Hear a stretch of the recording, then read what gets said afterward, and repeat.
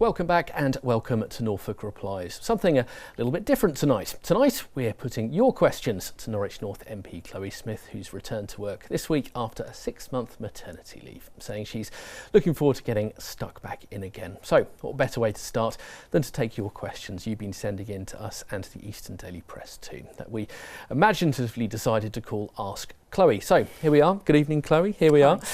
First question. This is from Jim Elliott via email. It's about Brexit. Jim says, how will Norwich North be affected by withdrawal in terms of employment of overseas workers like care workers and nurses? I think this one is one of those issues that we'd want to get sorted out as early as possible in the negotiations. I think the UK government has been very clear about that, and actually so have the Europeans on the other side. So this is what's known as the EU citizens question.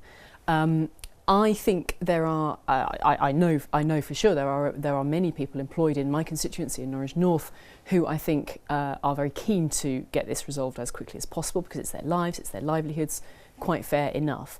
Now they'll be employed across a range of sectors. I don't think this is about any one particular sector getting hit when it comes to the city. But I do understand very much how anxious they will be to get that resolved.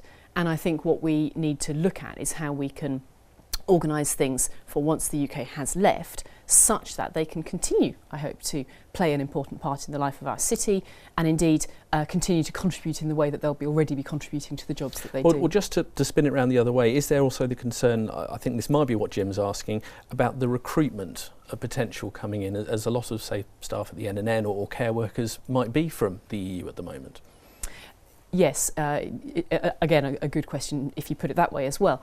And actually, I think what we will see with the exit of the UK from the European Union is, if you like, actually it'll just be a levelling of the rules between what are currently EU citizens in respect of Britain and citizens from elsewhere in the world. So it is the case that we have, for example, a lot of people from the Philippines working at the Norfolk and Norwich. Now, it's going to be a future where we're looking at people who come from EU countries and perhaps seeing them equally to those who come from, for example, the Philippines. So hopefully there'll be an evening off. Right, we'll move on to the next one. The next one's from Janet Mason. This is on email, and she says it's about the change of pension age and the impact of women born in the 1950s. Is Chloe Smith going to support any transitional help? Ministers have said no one will have to wait more than 18 months longer for their pension. I'm waiting 6 years, and we did have an awful lot of questions on this subject. Yes, and I've spoken to an awful lot of constituents about it as well, and I'm very familiar with the issue here. This is something that is particularly affecting women who've been born in the 1950s, and I know there'll be plenty listening and watching to this programme. The answer to the question directly is that I have already supported those transitional measures. So when we were dealing in Parliament with the latest round of change here, I did indeed support the measure that said there should be no longer than 18 months impact. However, this is quite a detailed question, and I think the 6 years the lady is referring to arises from a previous change. And all of that change altogether arises from the quite reasonable idea that we think it should be the case that women and men should retire at the same time. And I think as we go ahead with equality between the sexes, that can only ever be the case. So all in all, this is very complicated. There have been several sets of changes. I think the government has done as much as it can to provide transitional protection, and certainly in terms of my vote in Parliament, I have already supported a measure of that with the latest changes.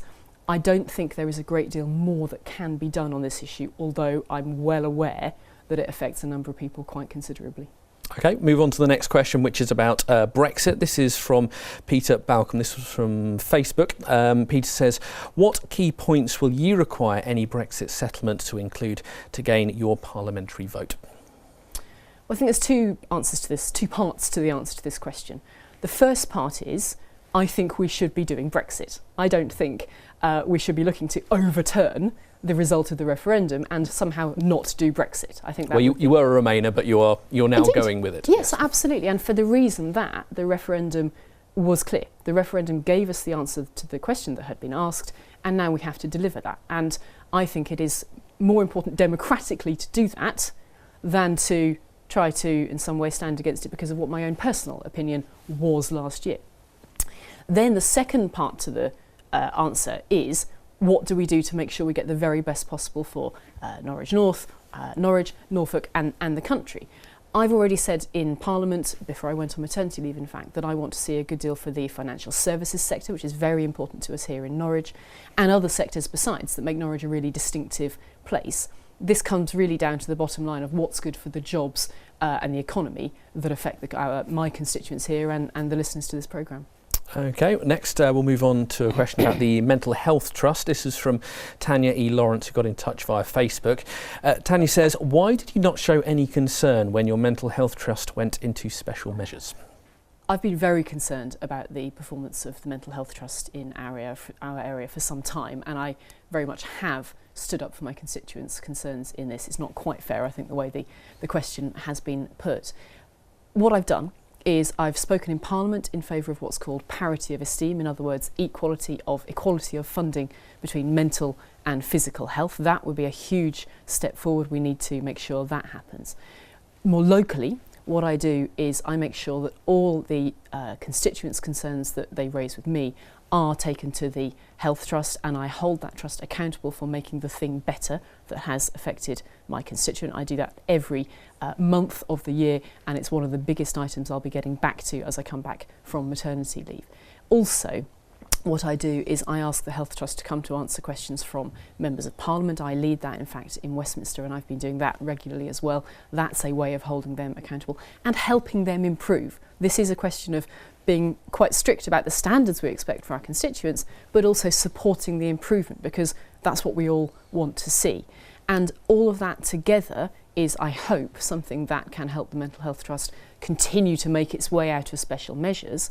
They have not been good enough for my constituents and for other people. Other trusts elsewhere in the country have done a better job and do give the example of what we ought to be aiming for, and that's what I want to see for my constituents. That's what I've been a very active constituency MP seeking to do, and I will continue to do that. OK, thank you, Chloe. Move on to the next one from Lynn Earl Jeremy on Facebook. It's about home educating.